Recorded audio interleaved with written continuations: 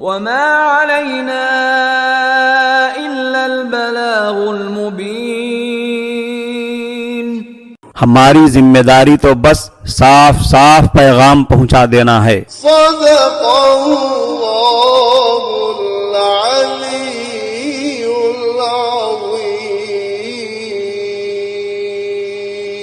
السلام علیکم ورحمۃ اللہ وبرکاتہ.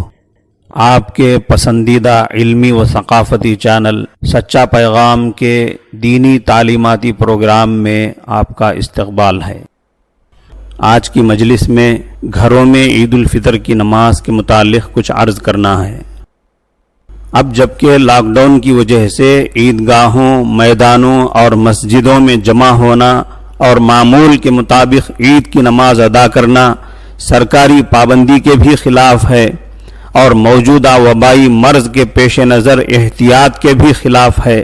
ایسے میں کچھ علماء کی طرف سے گھروں میں عید کی نماز ادا کرنے کا مشورہ یا ہدایتوں کا سلسلہ برابر جاری ہے.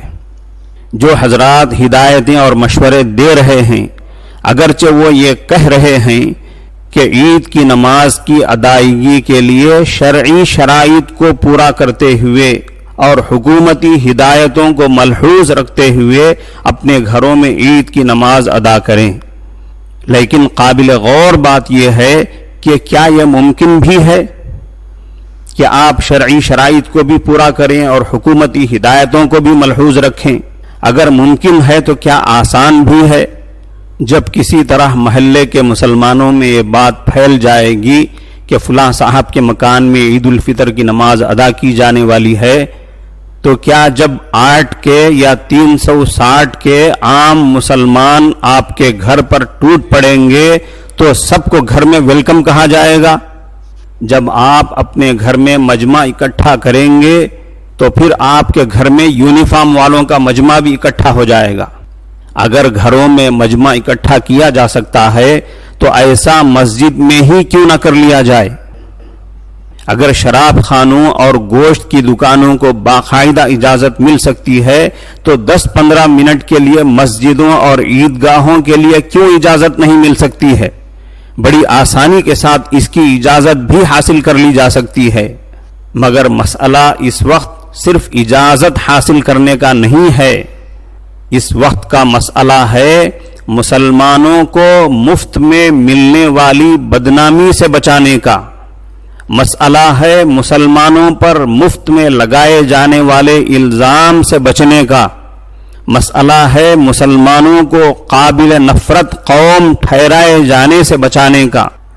مسئلہ ہے مسلمانوں کے خلاف زہر اگلنے والے اور اس کے لیے بہانے تلاش کرنے والے غیر سماجی عناصر کو موقع نہ دینے کا. کیا ابھی قریب میں مختلف ناموں اور عنوانوں سے مسلمانوں کو بدنام کرنے اور غیر مسلموں کو مسلمانوں سے نفرت دلانے کا ملک گیر واقعہ ہمارے سامنے نہیں ہے؟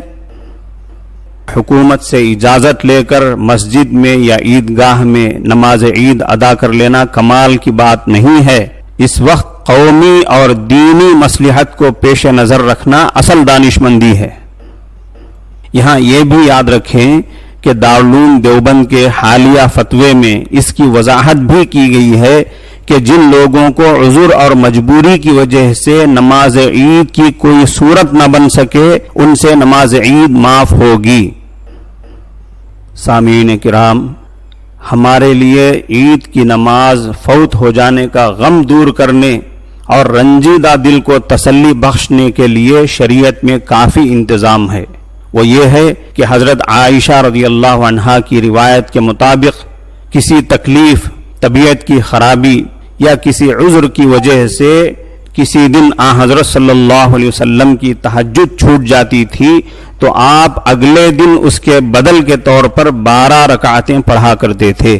ایک دوسری روایت ملاحظہ فرمائیں: من نام عن حزبه او عن شيء منه فقرأه فيما بين صلاة الفجر وصلاة الظهر كتب له كأنما قرأه من الليل.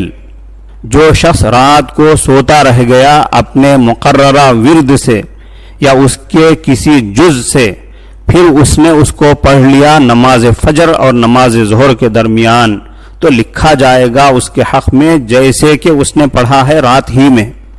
مطلب یہ ہے کہ جس شخص نے رات کے لیے اپنا کوئی ورد مقرر کر لیا ہو، مثلا یہ کہ میں اتنی رکعتیں پڑھا کروں گا اور اس میں قرآن مجید اتنا پڑھوں گا، اور وہ کسی رات سوتا رہ جائے اور اس کا ورد پورا نہ ہو سکے یا اس کا کچھ حصہ فوت ہو جائے، تو اگر وہ اسی دن نماز ظہر سے پہلے اس کو پڑھ لے تو اللہ تبارک و تعالیٰ اس کے لیے رات کے پڑھنے کے برابر ثواب عطا فرمائیں گے۔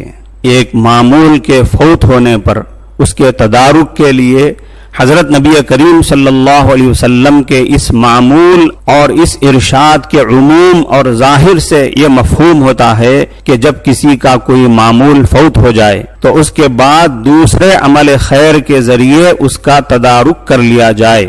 اب یہاں عید کی نماز فوت ہونے پر چاشت کی نماز کا موقع سامنے ہے، جس کی بڑی فضیلت احادیث میں آئی ہے۔ حضرت نبی کریم صلی اللہ علیہ وسلم فرماتے ہیں، من حافظ على شفعة الضحى غفرت له ذنوبه وإن كانت مثل زبد البحر، جس نے 2 رکعت چاشت کی نماز کا اہتمام کیا اس کے سارے گناہ بخش دیے جائیں گے اگرچہ وہ کثرت میں سمندر کے جھاگوں کے برابر ہوں۔ ایک دوسری روایت ہے، حضرت معاذہ رضی اللہ عنہا روایت کرتی ہیں، وہ کہتی ہیں سألت عائشة رضی اللہ عنہا کم کان رسول اللہ صلی اللہ علیہ وسلم یصلی صلاة الضحى قالت 4 رکعات ویزید ما شاء اللہ۔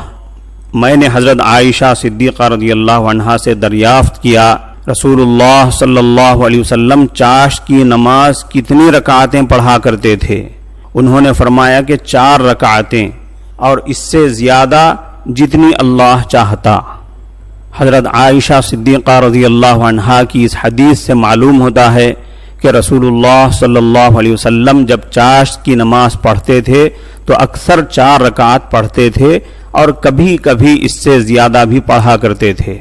حضرت عائشہ رضی اللہ عنہا کو یہ چاشت کی نماز اتنی محبوب تھی کہ وہ فرمایا کرتی تھی لو نشر لی ابوایا ما ترکتها، اگر میرے والدین ماجدین پھر سے دنیا میں زندہ کر کے بھیج دیے جائیں تو اس نماز کو چھوڑ کر میں ان سے ملنے کے لیے بھی نہیں جاؤں گی۔ لہذا عامت المسلمین سے درخواست ہے کہ وہ سمجھداری سے کام لیں۔ اگر شریعت کی روح سے عید کی نماز کے لیے لگائی گئی شرطوں کے مطابق اسی طرح حکومت کی ہدایتوں کے مطابق عید کی نماز کا موقع نہ ملے تو پریشان ہونے یا پوری قوم کو پریشانی میں ڈالنے کی ضرورت نہیں ہے۔ امام بخاری رحمۃ اللہ علیہ کی رہنمائی کے مطابق گھر میں 2 رکعتیں پڑھ لی جائیں۔ وہ فرماتے ہیں اذا فاتہ العید یصلی رکعتین، جب کسی کی عید کی نماز چھوٹ جائے تو وہ 2 رکعتیں پڑھ لے، اور دیگر علماء کرام کے مشورے کے مطابق چاشت کی 2-4 رکعتیں پڑھ لی جائیں اور دعا و استغفار اور ذکر و اذکار پر اکتفا کریں۔ سامعین کرام، آج کل کے لاک ڈاؤن کے حالات کے پیش نظر عید الفطر کی صبح سویرے جو کام ہمیں سب سے پہلے کرنا ہے اگر ہم نے اب تک نہیں کیا ہے وہ یہ ہے کہ ہم اپنے غریب رشتہ داروں کے پاس جائیں اور اپنے فیملی ممبرز کے فطرے تقسیم کر کے آئیں۔ جیسا کہ فطرے کی مقدار کے متعلق پہلے عرض کیا گیا تھا، اس کے حساب سے غریبوں کو فائدہ پہنچانے والا بڑا فطرہ ادا کریں۔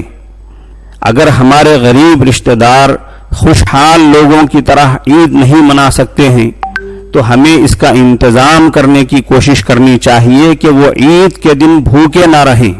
صلہ رحمی اسی کو کہتے ہیں کہ رشتہ داروں سے میل جول رکھا جائے اور اپنی حسب توفیق و استطاعت ان کی ضروریات کا خیال رکھا جائے۔